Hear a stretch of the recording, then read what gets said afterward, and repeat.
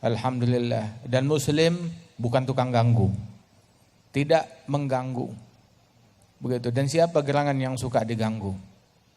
Tapi kita hidup di dunia ini ironis antara dua hal memang.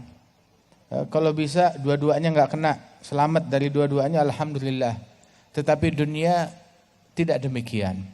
Di dunia ini orang antara dua. Ada yang mengganggu, ada yang diganggu. Ada yang mengganggu, ada yang diganggu. Maunya kita selamat dari dua-duanya. Kita enggak mau ganggu orang, kita enggak mau diganggu orang.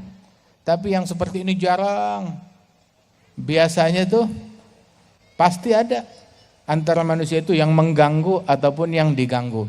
Kalau memang kita harus kena salah satunya, lebih baik diganggu, jangan mengganggu. Lebih baik dimusuhi, jangan memusuhi. Lebih baik dimaki, dicaci, dihina, jangan mencaci, jangan memaki, jangan menghina. Bukankah Nabi Muhammad juga demikian? Kita dengar Rasulullah SAW beliau diganggu, tidak sedikit, banyak diganggu. Walaqad uzitu fillah ma lam yu'dza bihi ahad wa khuwiftu ma lam yukhaf bihi ahad. Aku diganggu di jalan Allah dengan gangguan yang enggak pernah diterima oleh siapapun. Aku diteror di jalan Allah dengan teror yang enggak pernah diterima oleh siapapun. Sallallahu alaihi wasallam. Nabi Muhammad dimaki, dicaci. Berapa banyak, berapa kali. Dibuat syair yang digubah untuk menghina, mencerca Rasulullah.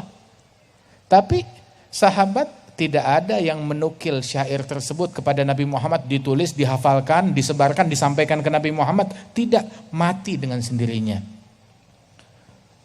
Kemungkaran jangan kita iklankan. Kemungkaran kita padamkan, kita hilangkan, bukan kita iklankan dan kita sebarkan.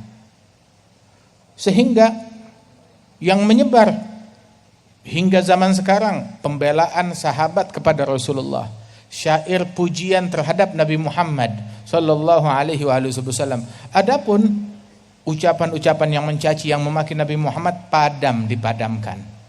Subhanallah. Sehingga Rasulullah diganggu banyak, dicaci banyak, dimaki, dimusuhi, diperangi. Gigi beliau pecah, kening beliau berdarah. Sallallahu alaihi wasallam, tetapi tidak ada satupun makian yang keluar dari mulutnya Nabi. Tidak pernah mengganggu satu orang pun juga. Tidak pernah mencela, mencerca satu orang pun juga. Sallallahu alaihi wasallam. Dan inilah Nabi Muhammad. Beliau diganggu tapi tidak mengganggu. Sahabat-sahabat beliau diganggu dan tidak mengganggu. Tidak mengganggu orang lain. Dan muslim yang asli, yang sejati adalah yang tidak mengganggu orang lain. Ini muslim yang asli, yang sejati. Masing-masing orang boleh mengklaim, mengklaim, oh saya muslim sejati, saya mukmin sejati, atau saya ulama, saya ini, saya itu, silahkan mengklaim semaunya. Tapi ucapan yang paling benar, pembuktian yang paling benar, standar yang paling benar yang ditetapkan oleh Nabi Muhammad sallallahu alaihi wasallam, al-muslim man salimal muslimun min lisanihi wa yadihi. Muslim yang sejati yang membuat muslimin lain selamat dari gangguan mulut dan tangannya. Kenapa didahulukan mulut baru tangan? Sebab kalau tangan jangkauannya pendek. Tangan hanya bisa mengganggu yang hidup. Tangan hanya bisa mengganggu yang dekat. Tangan hanya bisa mengganggu yang sezaman dengan dia. Tetapi kalau mulut, Masya Allah, bisa lintas negara, lintas provinsi, mengganggu yang dekat maupun yang jauh, yang kenal maupun yang tidak kenal. Bisa mengganggu yang hidup maupun yang mati. Bisa mengganggu yang sezaman maupun yang beda zaman. Itu mulut.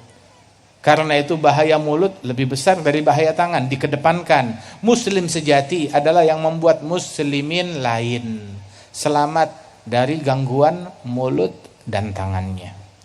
Al-mu'min, mukmin yang sejati, man aminahun nas, yang membuat manusia lain merasa aman terhadap a'radihim wa amwalihim, terhadap kehormatan mereka dan terhadap harta mereka. Membuat orang lain aman, harta saya nggak bakal diganggu, saya nggak bakal dimaki, nggak bakal dicaci, nggak bakal digosip, nggak bakal difitnah. Ini mukmin yang sejati. Jadi kalau ada muslim mukmin mengganggu orang lain dengan mulutnya, maka keislamannya itu harus diperbaiki. Jangan-jangan Islamnya abal-abal.